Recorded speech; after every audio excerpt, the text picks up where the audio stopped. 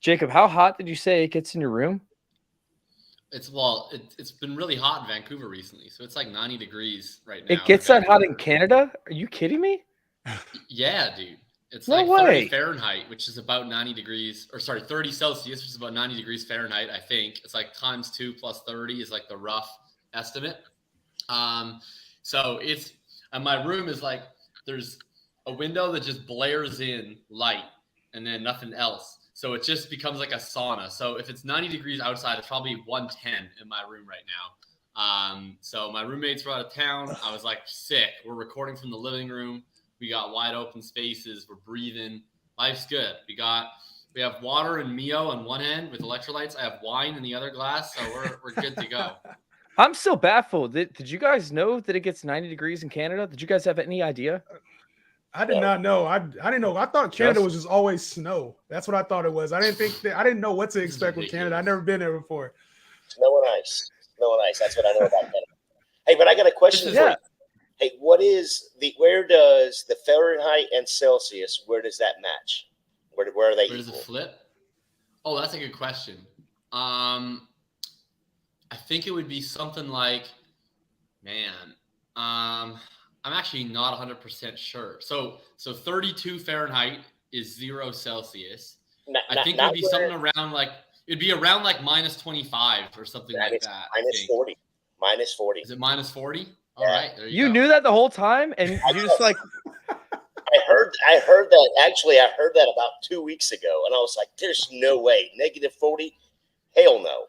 Well, we get that in Winnipeg, baby. So I'm in Vancouver now. I'm originally from Winnipeg, and we get one of the widest spectrums of weather in Winnipeg of anywhere in North America. Like I've been outside in 42 Celsius, which is something in the neighborhood of like 114 Fahrenheit in the summer, and I've been out in the winter in like minus 50 Celsius, which is, well, it's probably about minus 50 Fahrenheit. Man, we almost there right now in California. It was 107 out here today with like cloudy skies, like dark clouds, like it looked like it was going to rain, but it still was 107. Dude, Justin, you sound like a forecaster right now. Like that's what you sound like. You sound like you work on the news and that you're forecasting. Let's get that boy. I have that forecaster voice. It's going to be cloudy today with slight chance of rain now. All right, well, let's get in some fantasy talk then. You guys ready to kick off this show? Let's kick it. Let's do it. Let's kick it. Let's go.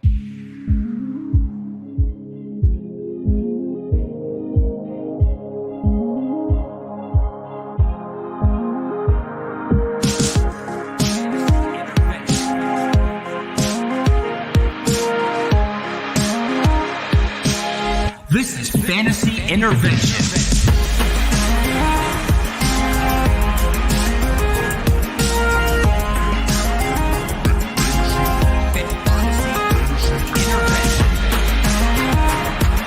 Now here to intervene with your fantasy life, Shane Manila, Jacob Sanderson, and Chase Vernon.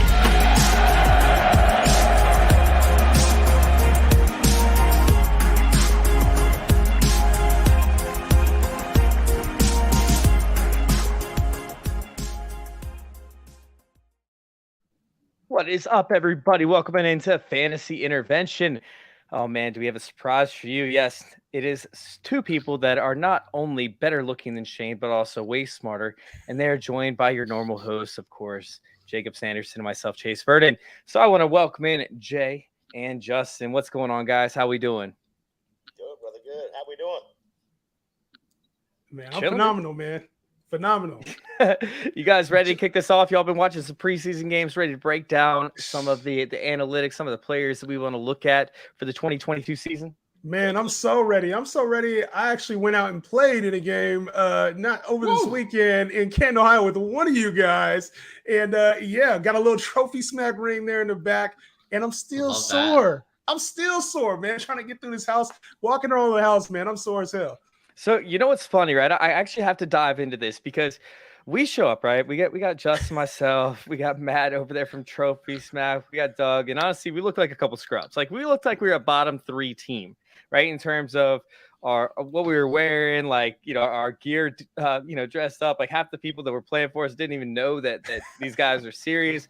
And we show up and we have like these college level type players that rolled up. I mean, dudes that are just stacked. Like they're all wearing uniforms. They got jerseys on, and we showed up in our t-shirts and our shorts. And dude, we ended up crushing what everybody thought was going to be the first place team. We ended up crushing that team. We ended up, pretty much destroying like the entire competition until the finals, and they beat us on the final play of the game. Wow. It was that insane. I don't think people expected me, to be as quick as I was, of course. And Justin and I, we played the 1-2 punch. I played slot, he played outside, or he played tight end, and I played outside. We just played off each other, man. We dominated the whole thing. It was crazy. We allowed one touchdown the entire game, and that was up against the final play of the game to beat us in the finals. So it was a blast. Big shout out to, of course, the Fantasy Football Expo for throwing that together. Big shout out to Trophy Smack, of course, for letting us be a part of the team.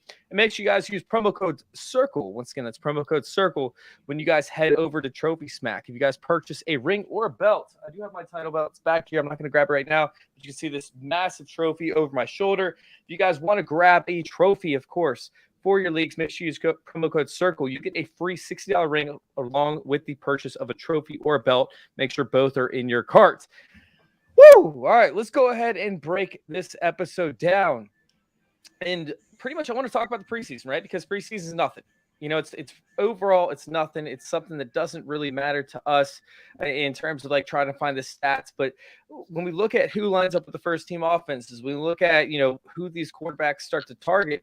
I think there are a few guys here that we can kind of start to tell, hey, this guy might be a part of the offense. He might have some fantasy value moving forward. So with my dog barking, I'm going to start out with Jacob. And Jacob, can you break down maybe one or two guys that really caught your eye in the first week of the preseason? Yeah, Damian Pierce was one for sure. I know everybody's talking about him, but that's kind of – I feel like everybody that we pick is going to be people that everybody's talking about because we're all buzzing the same dudes and out on the same dudes. But, yeah, he was an interesting one. I was really intrigued by his profile coming out. It was kind of an incomplete profile because on one hand, he looked like he had all the necessary components of what you want to see out of a fantasy running back, where he had the size. He had some of that pass catching ability that he flashed in spurts, and he looked like he could be a workhorse back. He had just never been a workhorse back or anything close to it at Florida. And we didn't know, like, is this an issue with him? Is this an issue with how he's used? This is a little bit of both. And I mean, we certainly still don't know, but I think everything that we saw was trending in a positive direction. And especially when you look at a lot of how these other round 3, round 4 backs are being treated with their coaching staffs, where they have to earn it. Lovie Smith's already coming out after the game saying, okay, we're gonna make sure the best person goes on the field. And Pierce was the best person that went on the field, at least in that first preseason game. He showed out importantly in the run game. He showed out importantly in pass protection. And I think that's what's going to be really interesting with the Texans backfield is the Texans. I mean, the Texans suck. They're going to be one of the worst 5 teams in the NFL. So I've seen people make a case for drafting like a Marlon Mack. I'm not interested in drafting whoever their early down running back is, unless that player is also getting pass work. So I've been, of the 2 veterans, I've honestly been more inclined towards Burkhead as a late round guy than Mack, because at least Burkhead can catch the ball. But if Pierce can be a guy who can get some of the running mix and he can be trusted enough in passing situations, then, that's a guy that we could easily see providing RB2 value pretty quickly into the season. Yeah, and that's a strong take. I mean, it's kind of crazy because, like, Damian Pierce, we all knew Damian Pierce would have an opportunity, but they loaded up so many players in this Texans backfield that made us kind of, like, nervous to be like, okay, this could be the guy. I mean, another guy that I felt like was in a similar situation was Tyler Algier, where, hey, Cordell Patterson, sure, he could be the guy just as much as Rex Burkhead could be for the Texans, or maybe, Marlon Mack could be for the Texans. But when we actually break down the Atlanta backfield, it was almost as good of a performance overall, but it didn't get the same sort of vibe from the community, I guess, because it was so late. So when it comes to that aspect, Justin, like, are you feeling more confident in Tyler Algier or Damian Pierce at this point? I think, me personally, I'm going with Damian Pierce. I just feel like his path to a role is a little bit more secure, and they'll need him. Like, if he does break out, and there, the reports are out that it's about a month. In the first month, he'll be starting at some point. Those are the reports. You never know with rookies, obviously, but if he has his path to starting, I feel like Lovie Smith would trust him more. That Atlanta backfield is going to be a mess. It's four running backs, a wide receiver that can play running back. To me, it just doesn't feel like they're going to be a consistent running the football team, whereas I feel Lovie Smith is going to want to get the ball on the ground with Damian Pierce. I think everybody wants to get hype off of the 9 carries for 59 yards. It was a great performance, but there is a lot of room for him to still grow as a rookie and earn the role. So I would love to see him start game 1. I'm not sure it happens. Is the Atlanta backfield the grossest backfield in the NFL, or does Washington now take that over? Jay, I'm going to you with this question. Yeah, I don't know if it's Washington or if it's New England or if it's San Francisco. They all have gross backfields. But the thing with Atlanta, though, you had Cordero do it last year. You don't have the greatest quarterback running it, so he's going to rely on a Pitts. He's going to rely on Cordero to do what they did last year. They may not win as many games as they did last year, but that's your 2 vets that you have. Algiers did a great job, but I mean, when you're talking about bad backfields, there are so many of them. It's really hard to pick just messy ones entirely. And Jacob, I'm going to go to you with this. Which one do you have the least amount of ownership in because of the fact that it's so gross? Well, I mean, first of all, the grossest backfields are always the backfields I have the most ownership in, because these are the ones where you have to have conviction. There's ambiguity, right? There's ambiguity where it's not as simple as like in Pittsburgh. Like if I'm out on Najee Harris, then I don't have anything in the Pittsburgh backfield. There's nobody else to draft. You know what I mean? Whereas these other places, like I'm going to have my hand in a few different pots.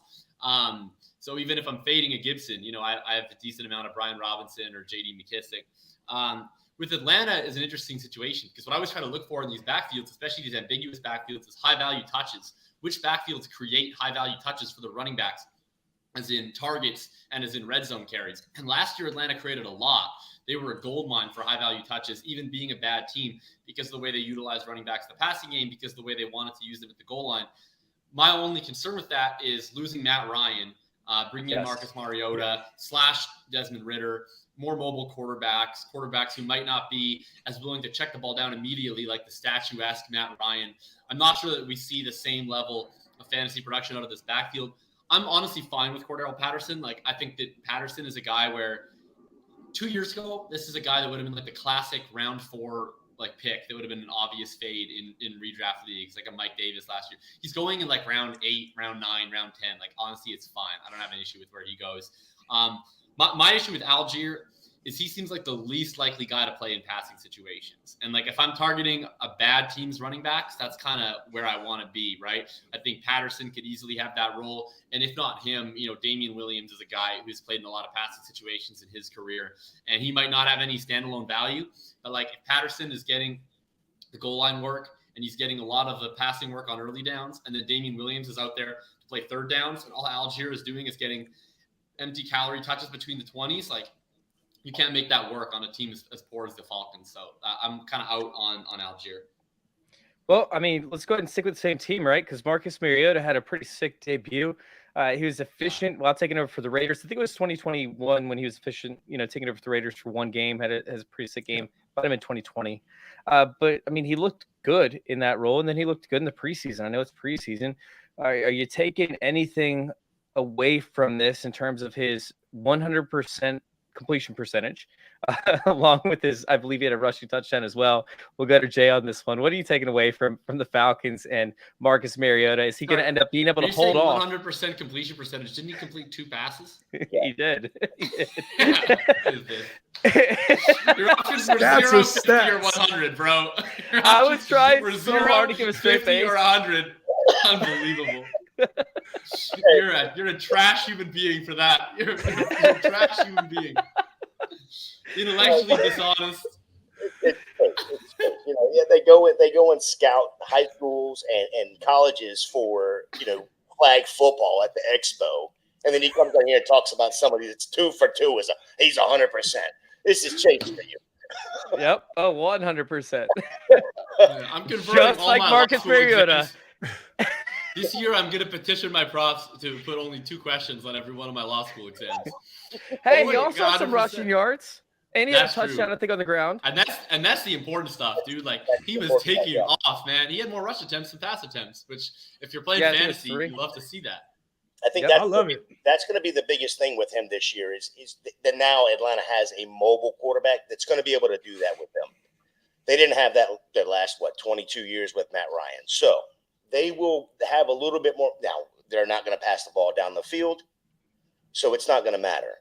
But he will, as a 17th, 18th round quarterback, he'll get you, that RB or that QB3. But I want no part of that Atlanta offense unless it's Pitts or London, and it's only going to be in Dynasty because it's not going to be this year. Well, I mean, we talked about how there is rushing ability over there for Marcus Mariota, and honestly, Desmond Ridder, I know he faced the second or third team defense and stuff, but he still put together a pretty good game overall. I mean, is Desmond Ridder going to end up taking snaps away from Marcus Mariota, Justin, or is it just going to be the Marcus Mariota show for all of 2022? I think Marcus Mariota is going to play fine. And I think if you have a super flex league and redraft and you happen to get him as your second quarterback or third quarterback, you're going to be well off. And he's played well. Like you mentioned, Chase, he played well in 2020 when he stepped in for the Raiders. When he was last starting for the Titans, he played pretty well. So it's been a lot of injury concerns with Mariota, more so than even the quarterback play. Is he elite? No. Is he going to be a 20 to 25 point quarterback every week? No. But will he have a safe floor when it comes to rushing and potentially throwing touchdowns to his big guys in Drake London and Kyle Pitts? Absolutely, he will. I'm not wanting to count on him as my number two quarterback in a super flex league. But I do think he carries a high floor standalone value, and this team needs their players to get better. They need Kyle Pitts to get better. They need Drake London to get better. They need the run game to improve. Cordell Patterson's like 30 years old, so they need him to stay consistent throughout the season. I don't think we see that change to Desmond Ridder as quick as people think. Maybe if they're out of contention come week 13, 14, potentially. But I don't really see a true switch to Ridder anytime early on in the season. Jacob, same question. I think it'll be a little faster than what Justin said because, I mean, this team has the lowest Vegas win total in the NFL right now. They're tied with the Houston Texans at 4.5. So if you're looking at a team that's 2-8, at that point in time, it's almost regardless of what Mariota did. I think you're staring down a top 3 pick in the 2023 draft. And you need to make a decision about what you're doing with that pick. And I think it would be organizational malpractice, frankly, to have a top 5 pick in the 2023 draft and not have at least seen something out of Desmond Ridder in a game before deciding whether or not to take a quarterback, whether or not to trade back, or whether or not to take a different position. So I think Ridder gets in there at some point, but not because I think Mariota is going to be a failure. Like, I think Mariota is going to play okay. I mean, he's Marcus Mariota. He's not going to play phenomenal. But I think he's going to play okay. And I think for fantasy, he's great. I think if you're in a 1 QB league, like that would be a guy for sure that if you end up missing whatever quarterbacks you're targeting in the early and mid rounds, that's a guy that you could take literally in the last round. And I don't think that for the time that he's in there, he's going to be any worse than a Derek Carr or a Kirk Cousins or a Matthew Stafford or an Aaron Rodgers, to be entirely honest, with his rushing ability. I'd be totally fine with Marcus Mariota in that scenario. And in a 1 QB league, if and when he gets benched, you're able to stream off the waiver wire or potentially you've picked up a different QB2 along the way. In a super flex league, I agree. He's a great QB3 option because he's a guy that you probably could start early in the year as your QB2. And then you have that buffer in case he does end up retreating to the bench. And I think the same of Ridder. Like I wouldn't be against in a super flex league with deep benches, just getting both of them. That was something where I lost Zach Wilson in a couple of dynasty leagues where I didn't have a QB3. And I went out and got Mariota pretty cheaply. And I figured, he can start probably even when Zach Wilson comes back, Mariota's going to be starting over him. And then eventually, if he doesn't last for the whole season, it's okay. Well, I'll go with another mobile quarterback here, Jacob, and I'm going to swing this back to you because this is a guy that you've been pumping up throughout the entire offseason. I mean, which mobile quarterback would you rather have? A guy that completed 60% of his passes in the first week of the preseason or a guy that completed 100%? We got Daniel Jones over there only completing – he completed 40% less than Marcus Mariota in week 1 of the preseason. Man, it's actually interesting because the worst out of camp on Daniel Jones has been mostly bad, but I thought he actually looked pretty good in the offseason. Where was the question there? How many did he throw? What was the attempts there, Chase? It was 10 passes, but all the ones that he completed, I think he was, 5 for 7 and passes under the 10 yards. He deserved at least 7 because Katie Golladay he didn't want to score a touchdown on one of them. It hit him right in the freaking hands. He does have a superstar receiver, which Marcus Mariota doesn't have. I mean, you have Colin Johnson over there just destroying minds, destroying defenders, right? Like just tearing stuff up. Get out of here.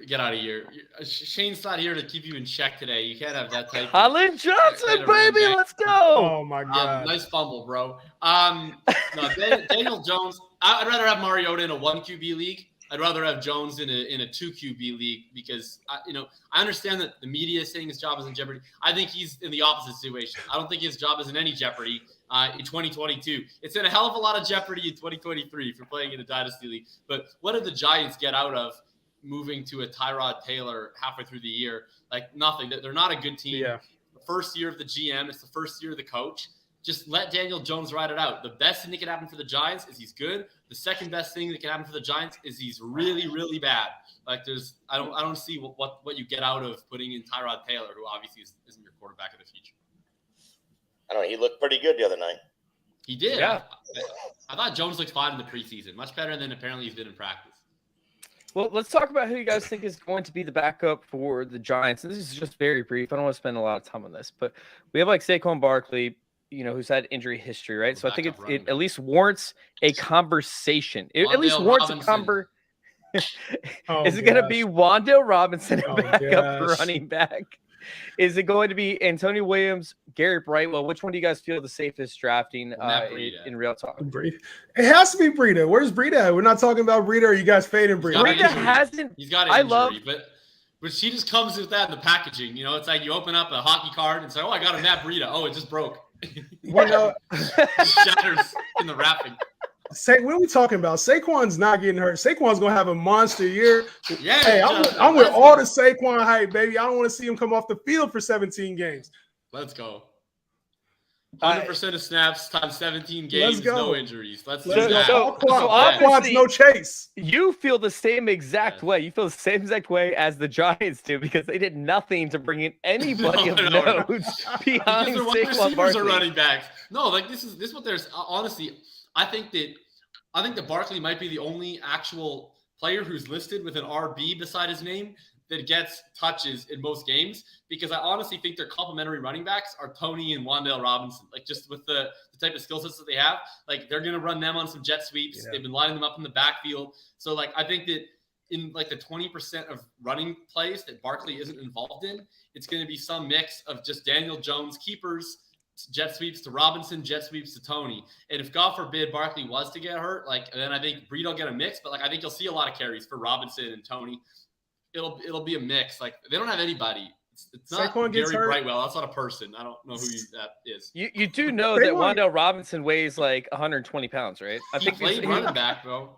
He was a running back in the Big Ten, just like Jonathan Taylor. What's the difference, really? Big Ten running back. Hey, all I know is if Saquon goes down, we got 2 running backs available: Daniel Jones or Tyrod Taylor, whichever one's not starting. Put Tyrod in the backfield.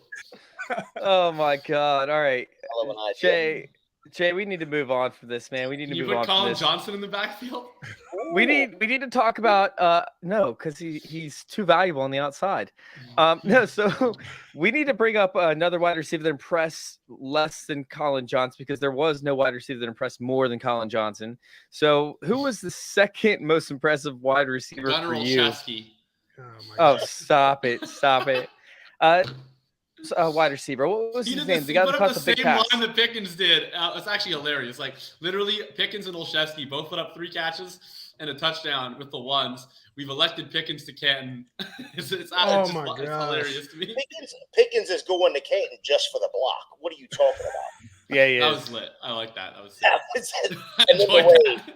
It's been wild how everybody has just put Pickens as the number 1 for the Steelers and that he's going to be this great receiver. I get it. The dude, he looks special. He's playing against backups right now without Deontay Johnson and Claypool on the field. But we got to slow the roll, man. His ADP has shot up like 40 positions just in the last weekend. Yeah, I mean, people are thinking they're going to find the next T. Higgins, essentially, like that late round guy, late round wide receiver who's the big physical guy. And I mean, they think that he's going to be that guy. And honestly, like I've kind of got a little bit of lack of buyer's remorse, or the opposite of buyer's remorse. I want all my roster. I don't have him on any. I think I have 0 outside of best ball. I have 0 exposure to George Pickens in Dynasty, in redraft so far. Has anyone made a Pickens transaction yet? I made one Pickens transaction in Dynasty. Y'all let me know what you think. So I drafted a little bit of Pickens. He wasn't like a major priority. I certainly wasn't avoiding him though. So I moved Pickens and Ayuk, and I had a lot of wide receivers. So I think I have like 9 or so. And then I moved them. I ended up getting London and Chase Edmonds in a team where I was really deep at wide receiver, not as deep at running back.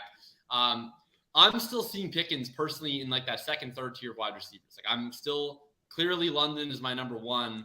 Yeah. I'm still hanging on, preferring Burks over Pickens, despite their trains moving in opposite directions. What say you on that one? Are we panic selling on any of them on Burks? Jay, you haven't had a chance to talk in a minute. Let's go. I want all the Burks I can get, number 1. I want every bit of the asthma, as Shane would say, the asthma talk, all of that. I want every bit of the asthma that I can get. I want all of that because everybody is going to sell into me for nothing. And he got hurt today too. Don't forget, he left the field on the big play. He got hurt on a beautiful catch. No, it's the play after that. I think. I thought it was the play after that they got hurt. He didn't get hurt. He just went in the tent. That's all. There's no hurt. Nothing. Nothing's come out since he went in the tent. So I want all the Burks I can get. But your trade you were just talking about, I love it. I was on Pickens pre-draft because he hadn't played. Everybody was fading. I can get him as a late first round, early second in a rookie draft. Turn around. Now everybody is like giving you everything, a first and a second next year for him because they're seeing the drop pass and the effort that he made to catch the drop pass that he had in training camp. When they see the block, they're like, "Oh, this guy's going to block." Well, cool. Who are you going to block for? Najee? Cool. Yeah, but I want all the Burks I can get. I want all the draft picks I can get for Pickens too. So, Mr. Campers, I have no idea what you're talking about. The Burks, I like Burks in Dynasty. I'm fading him this year. I think it'll take him a year to adjust. We see he's just going through some rookie pains. It could be a quick adjustment like Jamar Chase last year, but typically rookies take a second to develop. So they're going to need to rely on him very soon. I give him a year, and I'm not really worried about him in Dynasty. But your deal, I'm not a fan of it. I'm not going to lie. Like Brandon Ayuk was a first-round pick. He's coming into his prime now. He's going to be having that career year with Trey Lance. The connection is set in stone. I'm all in on the Ayuk connection. And then you're trading away Pickens as well, who, yes, he's not going to be Drake London. He's not going to be the best receiver in this class, but he does have upside to have a potential role this year. Now, if you needed a running back, Chase Edmonds is going to be solid. I'm not fading that at all. I think he's got a good 2 to 3 year window there with Miami, and Drake London is going to be a dog. So I don't think it's a bad move. I just think you're big on Ayuk then. I'm huge on Ayuk. I think. For me, for me, like I like Ayuk as a player a lot, but like I see the role of a guy like Ayuk is to trade him for other players. Like I just think it's like he's a good wide receiver. Why? But like to me, he's a flex play because he hasn't shown it yet. Like it's been 2 years. He hasn't shown the elite ceiling yet. He's in an offense with 2 other elite players. He's in a low volume offense. So it's like, is he giving me elite production? It's unlikely. He did towards the end of last year. Towards the end of last year, the last 8 weeks. Wide receiver 18. After they came out of the bye, he was wide receiver 16. After he came out of the bye, he was wide receiber 16 for the rest of the season. That's not elite. That's elite. That's wide receiver. That's high end wide receiver 2 with Jimmy Garoppolo. I don't want wide receiver 2s. I want wide receiver 1s. Yeah. So Jacob's whole theory on this, which I kind of agree with him on, for wide receiver positions, I feel like I can flex week to week different wide receivers. I feel like I can interchange them out based on their matchups, based on what they're facing, what the high expected point totals are. And for a team that doesn't really rack up points, they don't really rack up, massive opportunities. You're going to need injuries to happen to this. And he's actually a replaceable player on this offense. Deebo Samuel, the 49ers decided, is not a replaceable player. George Kittle's not a replaceable player. The running backs obviously are all replaceable, but their running back position is not a replaceable position. So, I mean, if Danny Gray took over for Brandon Ayuk by the tail end of the season. Stop it. Oh, my gosh. Oh my gosh. Danny Gray. This is ridiculous. I like Ayuk. He's a good player. I think he's going to be an essential player of their offense. Like in a best ball format, he's a guy I'm targeting. I'm not even against him. I'm fine with him at his price in Dynasty. But like he's a guy willing to move to get the guys that I really want. Like London's Which just is a guy he that loves I see London. is having a way I higher see, ceiling. because you got to pray that London, you got to pray Drake London becomes a wide receiver one. If you're talking about that, we don't even know if he's going to be the wide receiver one on that offense for the next 5 years with Kyle Pitts there. So to me, you're trading Ayuk, saying that you're trying to trade him to get a locked in top 12 guy. We don't know if Drake London's going to be a top 12 guy. He has to prove that he can even be Mike Evans. I like it. We want. You look at 2 weeks that Lance played last year with Ayuk. Those were Ayuk's best 2 weeks of the whole season. They started that, then they roomed together this year. So there's a lot of, I think there's a lot of connection with the two of them. But you got to make the math work. Like, how many pass attempts per game? What's the target share? Like, it's hard to, like, last year even, right, when you're mentioning that stretch, when he was a mid-wide receiver 2, he had like 11.4 yards per target in that stretch. That's ridiculous. Like, that can't sustain itself. So, like, how is he going to be that elite option? Like, what is the path is all I'm saying. I like the player. I don't have an issue with the player. I think that him as a player has the possibility. Yeah, but you're an idiot. He has the opportunity to be a good player. He showed that. He showed that his rookie year. He showed that last year. But, like, what's the path for him? Because he's not that rookie. Like, the issue with it with London is like, yeah, okay, there's two options at the top, right? We can go with the Devontae Adams, with the Cooper Kupp, whatever, the elite production, or you can go with the elite rookie option where you're getting that value gains, right? That's where I see London as having just a way higher ceiling from a value perspective than Ayuk, than that. So say Ayuk is a shitty player, or just say he's not a good player. That's ridiculous. But Jacob, this is a perfect opportunity to do a trophy smack plug, because this is actually from our league last year, where I kicked everybody's ass. It wasn't even relatively close, and I did it with an attempt to rebuild team. I traded away all my picks for first rounders in the 2023 class, and I traded away back last year, and I destroyed everybody's souls. I love it. So, if you guys want to go get a trophy from Trophy Smack, first off, you have to listen to me and not Jacob. Make sure that you know that Brandon Ayuk is not a good player. Second off, you have to go purchase trophies from Trophy Smack. Use promo code CIRCLE. If you purchase a trophy or a belt, just add in the ring into your cart and you'll get that ring for free. Promo code CIRCLE. You're welcome, Jacob. All right, so Danny Gray. I was kidding about Danny Gray taking over this year. No, you weren't. Next year. It'll take him till next year. I'm not a big Danny Gray guy. It'll just happen in 2023. You're a Jennings guy. You're standing for Jawan Jennings. I am. I think Jawan Jennings is going to have a bigger impact on the offense. Wrapped in every Danny Gray share and every Colin Johnson share. No, I'm more on Jawan Jennings. I want to see this dynasty team that won last year with all these guys on the roster. I want to see it. Oh, dude, there was nobody on the roster. I just literally was playing all these guys, and I was doing the matchups that worked, and I ended up winning the whole thing, just pretty much playing waiver wire every week. Because I literally acquired, I think I have like 6 picks in 2023 for the first round. It's insane. Damn. I literally have 6 first-round picks in 2023, and I had like 3 in 2022. So basically, Scampers. Position? Wait, what's up? You streamed just about every position then? I didn't stream all of them. I drafted like a bunch of rookies and stuff. I was pretty much building for the future because I didn't like the way the draft was panning out. So I was like, okay, I'm just gonna sell all my assets and let everybody just pretty much kill it. But Jacob, what were you about to say? Scampers, what? The Scampers had a point about London versus Ayuk and that they're going to be about the same this year. I agree. I think they're going to be about the same this year. But the difference is one is a year 1 player, one's a year 3 player. The difference is how Dynasty Market treats those players, right? Like Ayuk is you only get your mulligan year as a rookie. Year 2 is usually your breakout year. By year 3, like you have to be producing or the Dynasty Market does not forgive you. So the threshold for Ayuk to produce is higher from a value perspective than it is for London. Like London does not have to be a wide receiver 1 this year. He's not going to be. But he's a guy where he can hold wide receiver 1 value in Dynasty while producing at a high-end wide receiver 3 level because you're just looking for those signals from these rookies where with Ayuk, like he's worth what he's producing at this point by being into year 3. So that's what I see as the functional difference where one is like you have to be in this year. One is it's a longer term bet.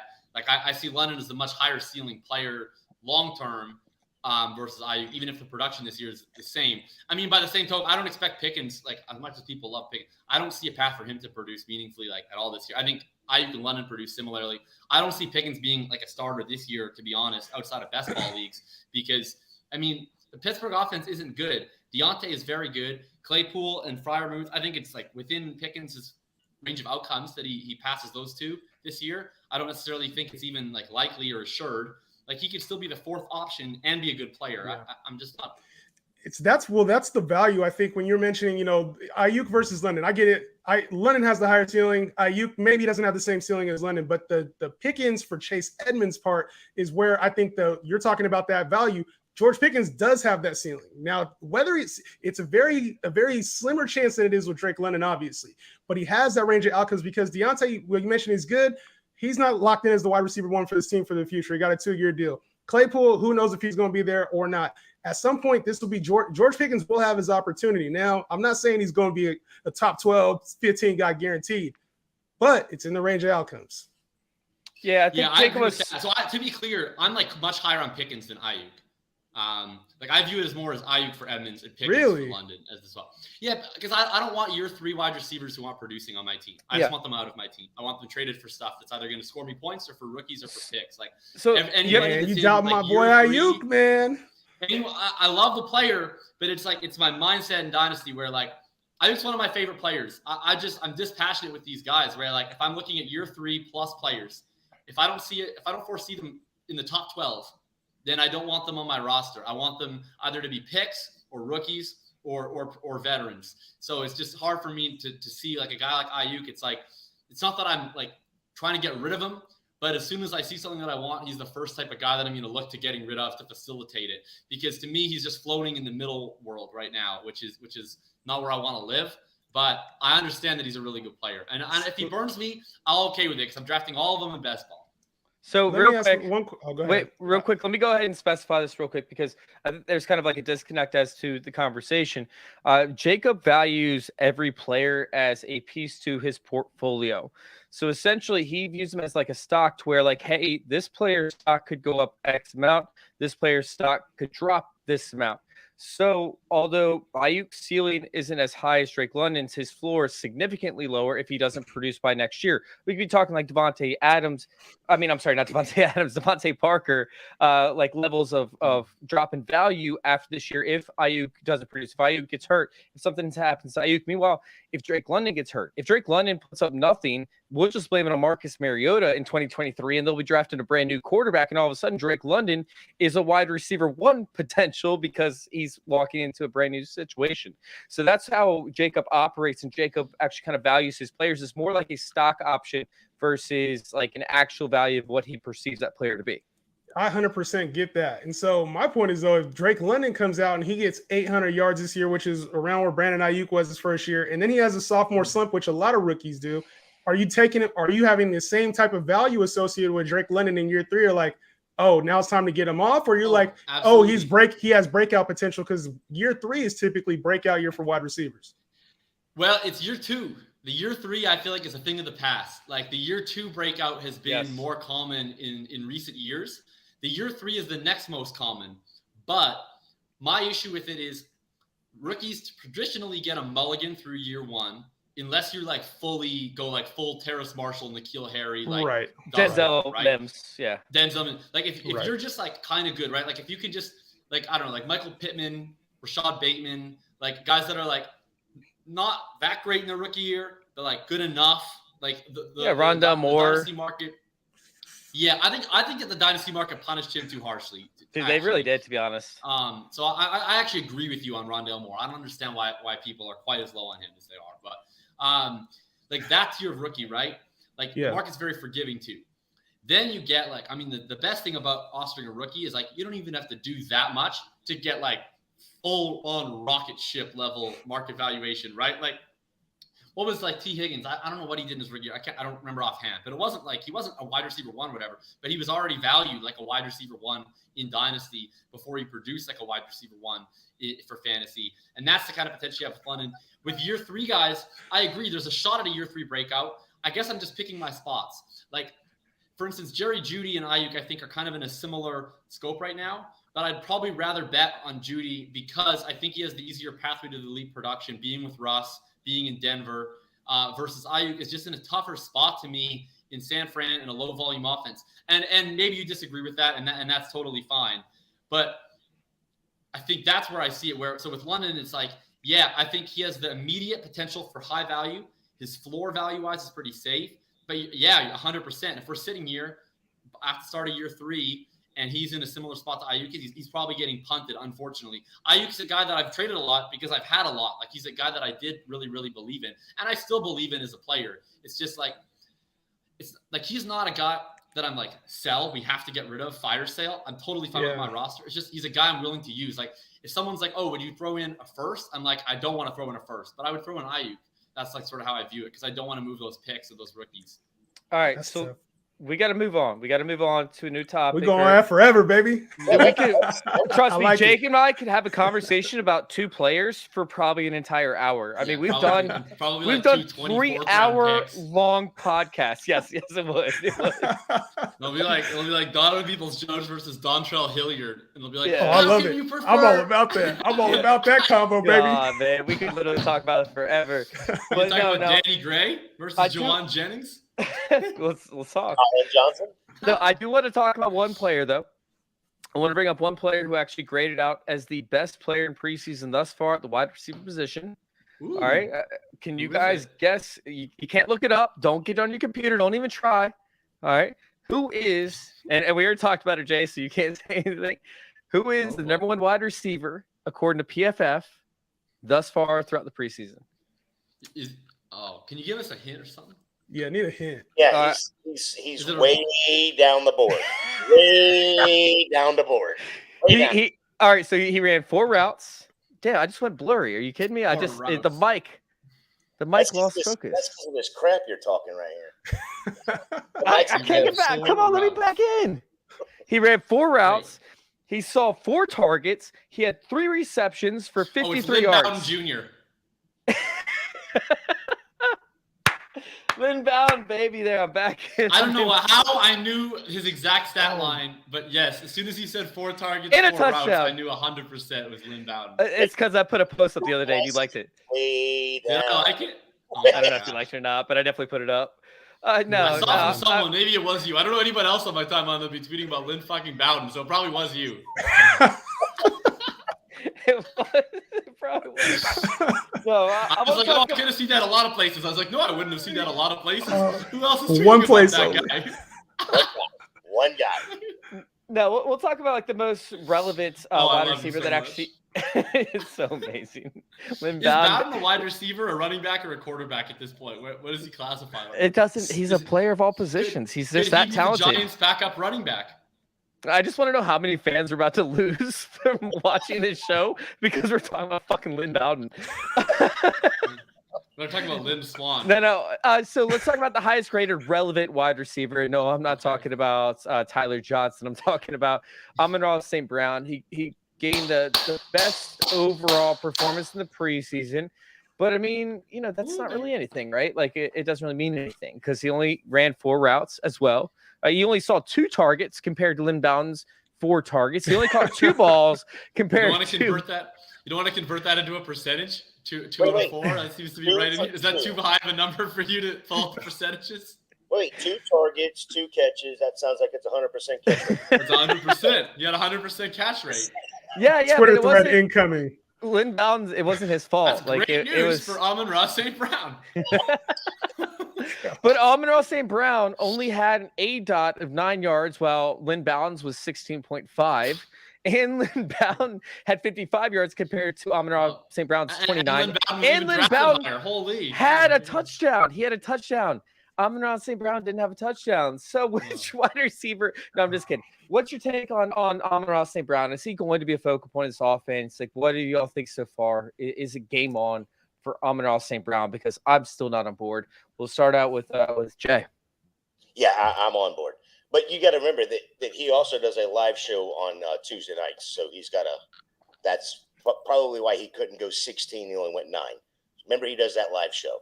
Well, maybe it's not live, but it's still, he's on TV on Tuesday nights. Yes, on board. Why are you looking Hard Knocks, Chase?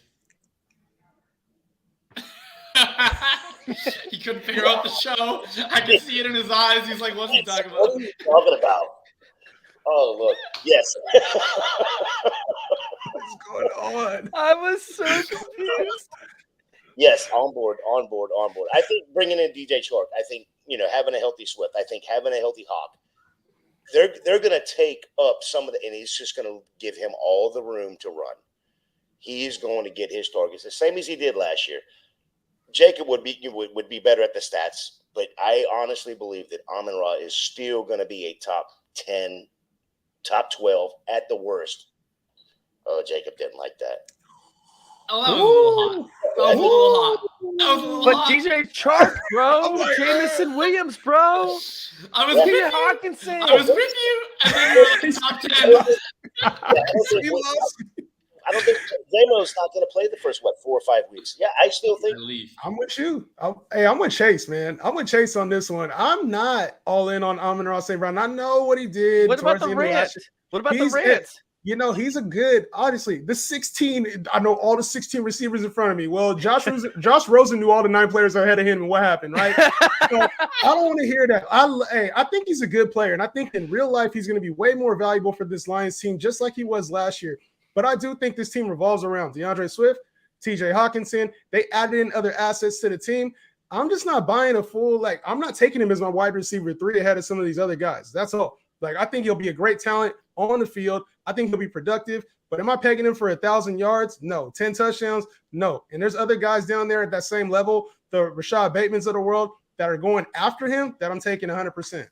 You know what's really funny is they try to make it into this giant. Oh, he remembers all 32 receivers. It's like, dude, he has to memorize 1,000-page playbook, and you're talking about 16 guys' names that he has to memorize. Are you just killing right the content, now? man? Arya Stark St. Brown was sick. He's got that dog in him. I love Amon-Ra. I don't like him as much as Gator J. Apparently, I don't think he's going to be a top 10 wide receiver. That's a spicy meatball right there. But I'm drafting him. I'm only a shade over market on him in redraft. I'm pretty heavily over market on him in dynasty, but he's not unavailable. I traded him for a 24 first that I expected to be pretty early the other day. So I'm willing to punt on a guy like Amon-Ra St. Brown. But the things that I really like about him is, first of all, I'm going to start with this. It's weird, but it's his blocking ability, because I think one of the issues with Amon-Ra that I've seen is people saying, how is this guy going to play in 2 wide receiver sets, right? He's just a slot wide receiver. How's he going to stay on? No. Well, all him around Lions camp is how ferocious he is in all facets of the game, from the pass game and the run game, and especially as a blocker. I don't think that's a guy that comes off the field in 2 wide receiver sets. So I think he's a guy that can play 85-90% of the routes, and then that gives him an opportunity to flex his target earning ability. Yes, I understand that DeAndre Swift, TJ Hawkinson, they were not in the game for when he went totally berserk. But if you look over history at rookie wide receivers and when they break out, naturally it comes later in the season. That should be even more natural when we're talking about a 4th-round rookie who's not, an integral part of the starting offense in week 1. So it makes sense that he got better over the course of the season. It makes sense if they understood more of what they had in him and how to use him and how to work their offense around him in the latter half of the season. And it's worth noting that in the games that they were tailoring everything around Swift and Hawkinson, they had Anthony Lynn calling the plays, and they were losing all the games. In the games after they demoted Lynn as the play caller, those are the games that Amon-Ra St. Brown started seeing more work. Those are when they started actually winning some games and looking a lot better on offense. So I'm just really struggle to see that they're going to look back at their season and say, let's go back to the offense we were when we were losing all the games and not scoring any points, versus the offense when we were, running our offense through St. Brown and actually being a lot more successful. So I think that it's an interesting offense with a lot of guys. I don't know that anyone can get to a 25% level target share in that offense, just based on Chark being a solid NFL wide receiver, Swift being a pass catching back, Hawkinson, is a really solid tight end, and we'll see what Jamison Williams is able to do this year. But I still think he's the clear top dog to me in the Lions passing offense, and definitely someone in the 5th, 6th round I would be happy to click the button on. Well, let's talk about some stuff when it comes to the, injury news or the news from the day, right? Did you guys see the final report on Mecole Hardman? Because I know he got carted off, right? Is he done? Do they think he's done? No, have you guys seen anything from it? No. Groin injury, he's going to be fine. He got carted off. He hopped onto the cart. He hopped onto the front of the cart. So of course he was carted off, but he was in the passenger seat of the cart. I needed a cart during the football Hall of Fame game, like over there during the flag football game. I needed a cart, and I didn't walk around. I went through the whole rest of the night. The Chiefs practice facility is set like this, and then up where their base camp is, it's up on the top of a hill. So you have to like walk for a while from where the Chiefs practice field is up over the top of a hill up there. He's looking at that. He's like, man, I popped my groin. I'm not walking up that hill. Give me a cart. And I don't think yeah, we'll get you a cart, Nicole. Chase, I was gonna say, I don't think people know how sore you get after playing even a little flag football game. That cart was real. Chase ain't lying, bro. That whole night, I was like, I just want to go home, bro. Dude, I'm so sore. I stretched this morning. I don't stretch normally on mornings. I was so sore, so I stretched. It was ridiculous. I mean, then again, I was catching balls left and right. Like, I ended up having to play. Like it was insane, man. It was a lot of work. Like a lot of first downs over there, a lot of game-ending plays that were 1-yard plays. But they still ended the game. So I got a game winner, baby. A game winner on my 1-yard catch. Yes. But anyways, let's go ahead and talk about this Chiefs wide receiver room because it's very crowded. And I do want to bring up one player in seriousness, but also in jest to an extent. Justin Watson. Justin Watson, I swear to God. Did you hear me say that as I said it? No. Who said that? Jay and Justin. I just know that if there's some irrelevant ass wide receiver who ran a 4.3 sometime in their life, you're going to be all over their ass. That's because I know you. I know how you work. I love Justin Watson's Senior Bowl film. Okay. All right. So no. All right. But no. I'm asking: is Justin Watson actually going to take away some snaps around the offense at some point? Is he worth drafting as a best ball flyer? Is he worth having any kind of radar, like putting that little star on Sleeper? Or is this more of wait, hold on. Or is this more of what or how they want to use Juju Smith-Schuster? Because he was playing a ton of the slot. He was using the short to intermediate routes. I mean, this feels like Juju Smith-Schuster's not worst nightmare because obviously he gets to play with Patrick Mahomes versus the other position. I mean, like Watson didn't have a great average depth target. Like, are we nervous about what could actually happen over here? Okay, you guys can go. Love Juju this year. He finally gets to do what he does, man. Like, there's no better spot. Juju is a zone beater. He's a yards after the catch guy. When he's been at his worst, it's been when he's miscast to having to be that outside wide receiver beating press coverage. He can't do it. He can't beat press coverage, but he can do everything he's going to be asked to do in Kansas City. I like Juju this year. You don't need to worry about Justin Watson. Draft Juju, draft Kelsey. Add Sky Moore late, draft him in best ball, draft him in dynasty. I'm not too concerned with anybody else in this passing game. Wait. I'm really confused, and I'm sorry to cut you two off because I do want to hear y'all's thoughts. But it says that Justin Watson has a 13 yards average depth of target, but his average yards per reception were like, oh god, where was it, like 9 or something, or where is he? 9 yards per reception. What happened there? How did he get negative 4 yards after the catch? Dude, I don't think your math is working right now. Too much flag football. It means that there was an incompletion that was down the field. Oh, yeah. My bad. Sorry. I was thinking that he got 100% yards per reception. It's not average depth of catch. It's average depth of target. But that means that he just would have pretty much fallen down on every play. What? Damn it. It means like they threw to him 20 yards down the field. He didn't catch it. So it was a 20-yard target, but then his yards per reception is the ones that he caught. Yeah, it's not, my brain's not working right. That's probably it. Check that man for a concussion. Man, dude. I like Miko. I like Miko, and it's not necessarily I think he's going to be the best out of the bunch. I just like where he's being drafted right now. You get him outside the top 150 right now. Juju, you got to take his ADP is creeping up into the top 100, the 80 range. But to me, you can get Miko Hardman, and it wouldn't be a shock to me if he finished with 800 to 900 yards with like 5 or 6 touchdowns, which is bumping up into damn near wide receiver 3 territory. And you get him as a wide receiver 6. So to me, I like the value with Hardman. I can see them each having strong performances, but it's not on the range of outcomes for Miko to be like a solid wide receiver, high-end wide receiver 4, back-end wide receiver 3 for your team. And I said this on a previous pod too. I was 100% on the Miko Hardman train.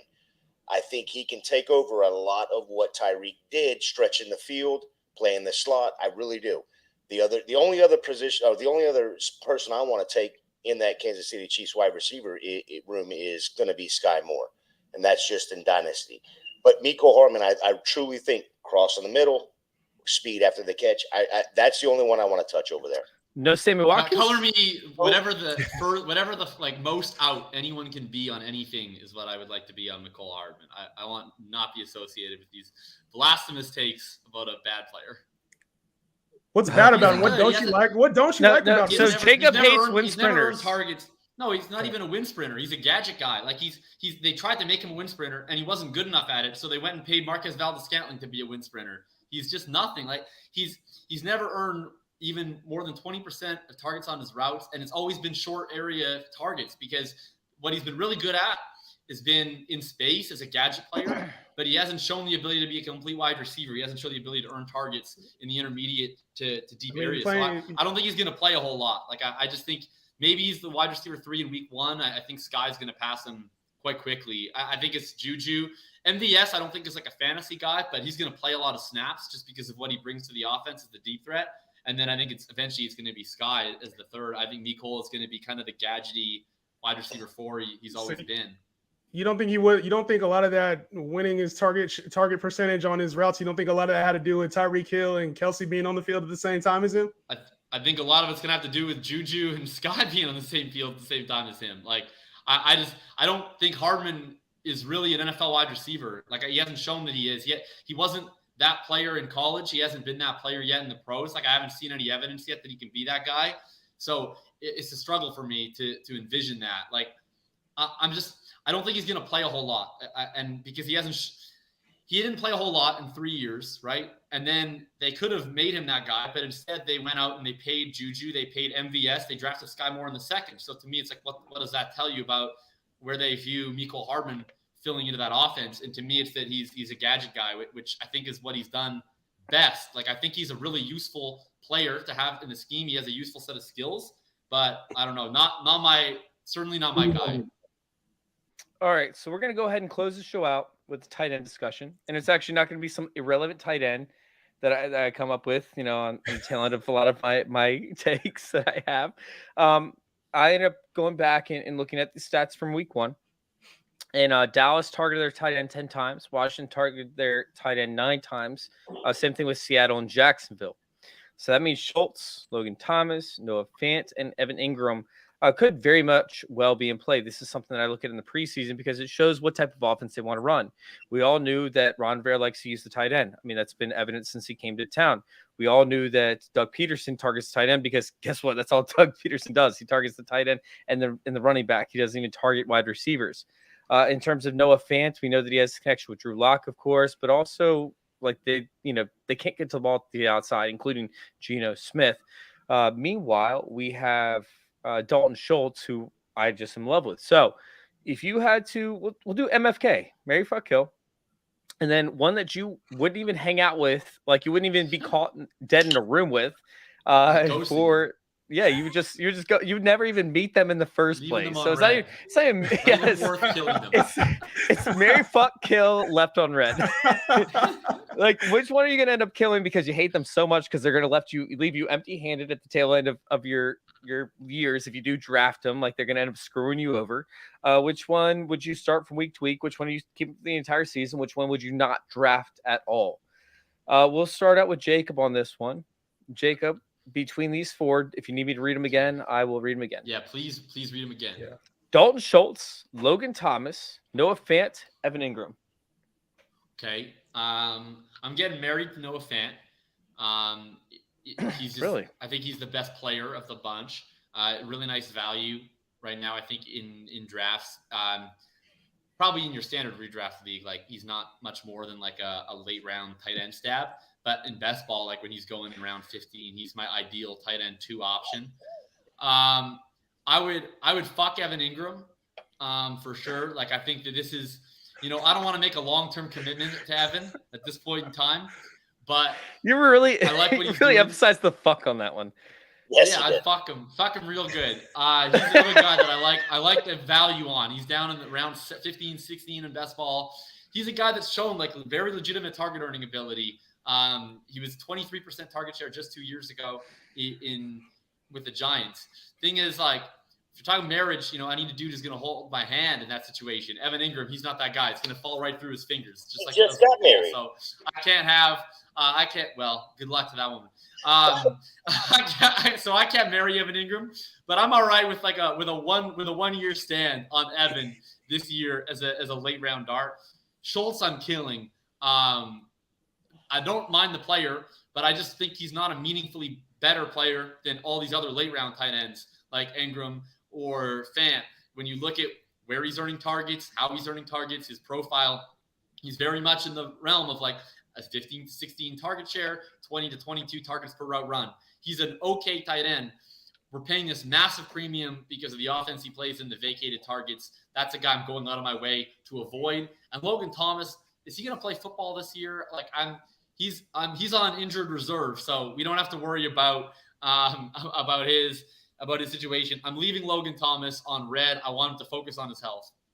All right, so if we had to change out Bates or anything like that, John Bates or another one of the tight ends, No, does that change anything? Washington tight end can remain on red. Okay, cool. All right. So just to be clear, is this dynasty or redraft? Let's get a redraft since we're moving into redraft season. Yes, sir. For redraft, I'm marrying Schultz. I feel like even though he's not the best athlete, he is in the best position to do well this season.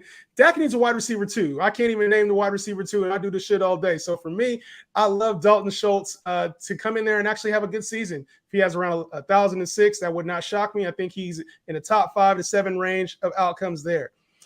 When I look at who I'm gonna fuck the shit out of Ivana Ingram. You know what I'm saying? That's what I'm gonna do. Ivana Ingram. I'm fucking the shit out of Ivana Ingram. You know what I'm saying? Hey, because you know what? It's not necessarily the She best got those pick. EE cups too. Got the EE, baby, double E cuts. Yes, let's go. The You know what I'm saying? E's. Loves to drop balls too. So I'm all in on Ivana Ingram, man. I feel like it's a good scenario, but I'm not sold on it. I would love to just kind of draft and then maybe see what happens. And then if it doesn't work out, I'm cool. If it turns into a long distance thing and he ends up being good, then hey, let's rock the Jacksonville tight end. Let's do it, baby. But I'll definitely just keep him on the roster, the Rolodex. I'm not marrying Ivana Ingram. And then when it comes to killing somebody, I'm killing Noah Fant. I'm killing Noah Fant. And it's not for the fact that he's not talented or I don't think he have a good season. It's just it's tempting to take him. And I'm like, I don't want any part of that. I don't want to see Noah Fant on my roster. I don't want to see anything because I don't trust Geno Smith. I don't trust that offense. And I think he's a hell of a player. I just don't trust that situation for this season in redraft. So I would just stay away and not tempt myself because he's the kind of player you keep on your roster. You're like, oh, he had a good game, so I can't drop him. Oh, I don't want to trade him because he could be better. Whereas Evan Ingram, I know if he's not good week 1 or week 2, he's out. So I would just kill Noah Fant, avoid the situation. And Logan Thomas, ghosted. Love it, man. Love it. All right, Jay, you're up. I mean, I'm glad Justin asked the question because I was thinking dynasty. I'm glad you can do dynasty too. It don't really matter at this point. Because I'm going to be right there with Justin on this. It is. I am marrying Dalton Schultz with the vacated targets. You've got nobody else. CV Lamb, okay. That's wide receiver 1. With the injuries they have, definitely Schultz is number 2. Maybe Pollard. But I was actually waiting for Jacob to give me that dirty look again just for saying Pollard's name. No, like to be clear, I feel like I don't know exactly how Chase meant it. The way I interpreted it is like who I'm drafting at cost. So in a vacuum, yeah, that's essentially what it is. Yes, over these guys. Yeah, the way I interpreted cost. At least was like, do I want to draft Schultz in the 6th? Or Fant in the 15th. Like that's very much like how I'm looking at it. Like if I could just pick one of these three, Fant's going like the 12th right now. Don't even say 15th. Not on underdog. Not on underdog. He's going in the 15th. Well, we're definitely not doing a best ball show, Jacob. Yes, I'm always doing a best ball show. But yes, and absolutely. I'm drafting on FFPC tomorrow. I'll let you know where I get Noah Fant because he's almost a lock to be on my FFPC roster. Yeah, you got to post that on Twitter for sure. But yeah, and then I'm gonna fuck Ingram for sure because fucking EE. Raw. The one thing we can agree on. That guy. Because as soon as he's screwed up, he's out anyway. I mean, it is what it is. And then of course, Logan Thomas, any of the Washington White House. Logan Thomas. No one's even shooting him a you up. Nobody's even saying you up. I'm going straight to sleep. I'd rather go to sleep.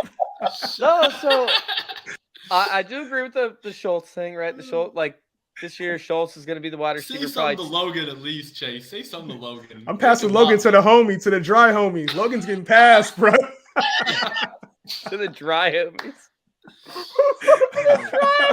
Chase, you gotta be a homie helper here. You gotta step on the grenade. You gotta give Logan some love. If y'all are in Logan right now, if y'all listening, Logan is the slump buster of slump busters. if y'all listening, all right, y'all gonna make sure you go subscribe over there to fantasy or youtube.com/fantasy intervention.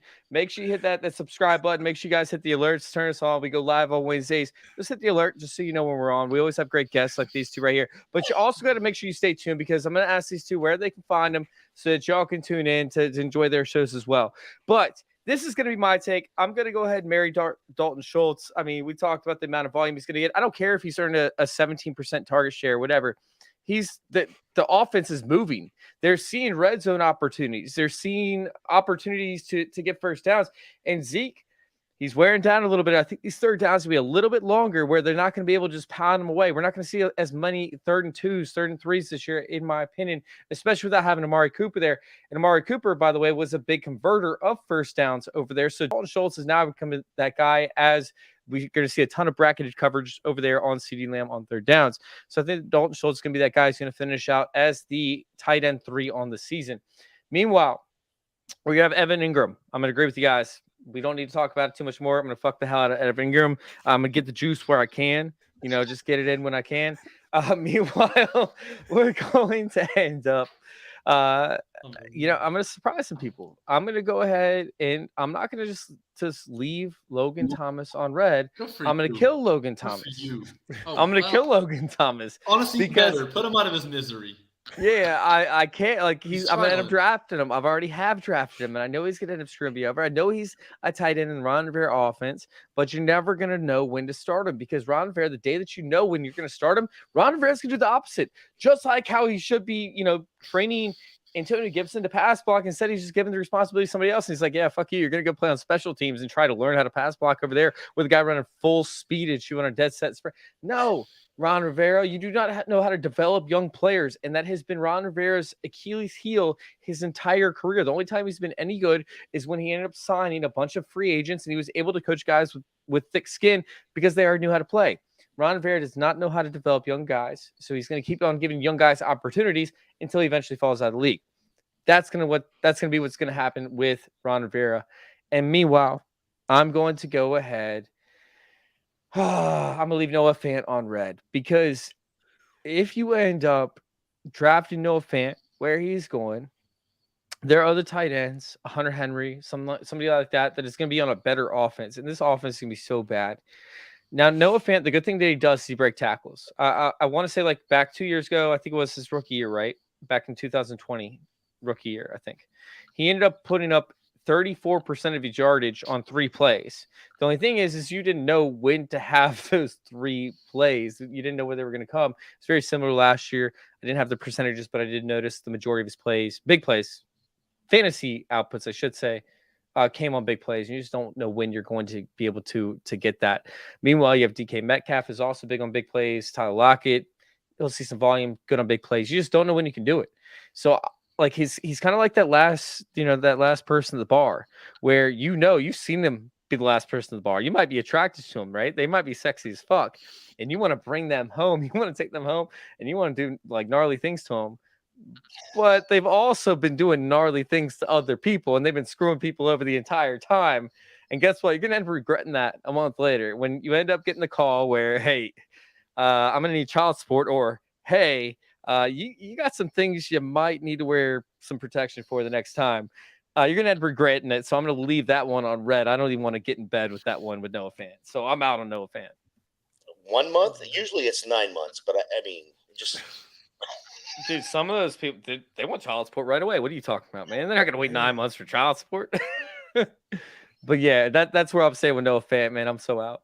But anyways, let's go ahead and get out of here, guys. We've been going live for 70 minutes now. It's only supposed to be 60 minutes, but I have enjoyed y'all so much. I didn't want to cut it off. I wanted to keep going. I thought this was a great end of the show. Let's go ahead and get y'all out of here. We'll start with Gator_J. Where can we find you? You can find me at FantasyJ.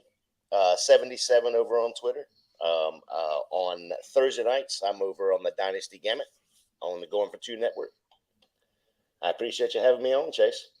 Of course, man. Of course. And you'll be joining us on Wednesdays on somewhat of a regular basis. We're going to figure some stuff out, man, because we like having you on. We love having you in the chat, of course. Love having you here.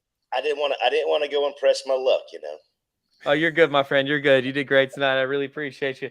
Justin, what's up, man? Where can we find you? Hey, you can find me on Twitter, TikTok with Justin Henry with the 3 instead of the E. I host a show called The Justin Henry Show on every day at 3 o'clock Pacific, 6 o'clock Eastern time. You find me on FanDuel, on the Fantasy Gods on TikTok, where I make a lot of controversial content that you may or may not enjoy. If I tell it to you straight, you can find me at any one of those. Dude, you guys will love it. Nobody will ever disagree with you on TikTok. What are you talking about, man? What do you mean, man?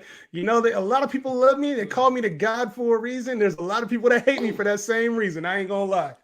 Blasphemous. Jacob, where can we find you, man? You can find me on Twitter, of course, FF_RTDB. You can find my written work on Player Profiler. You can find me for your personalized dynasty advice needs in the Full Tilt Discord and the Bulletproof Discord. I'll be doing a draft tomorrow with Cam's Not Sober. I don't know if we're going to stream that live or if we're going to put out the recording, but we're going to put out something with that. Wait, with who? Cam Soda? Cam's Not Sober is his Twitter personality. I don't know I if think you said I'm legally Cam allowed Soda. to give out his last name in public. I'm not sure. I think you said Cam Soda, that's all. You're trying to find Evan Ingram on Cam Soda, huh? Wait, Jacob, do you know what Cam Soda is? Like, you might be too young. No, I don't know what Cam Soda is, but I can try to figure it out from what Justin just said about finding out Ingram. That was our back in the day stuff. We want to do with Evan Ingram tonight, so Ivana Ingram. It's true. Ivana double Ingram. I love it, man. Absolutely. All right, have a good night, everybody. Thank you guys for tuning in, and thank you all for letting us intervene with your fantasy football life. We're out.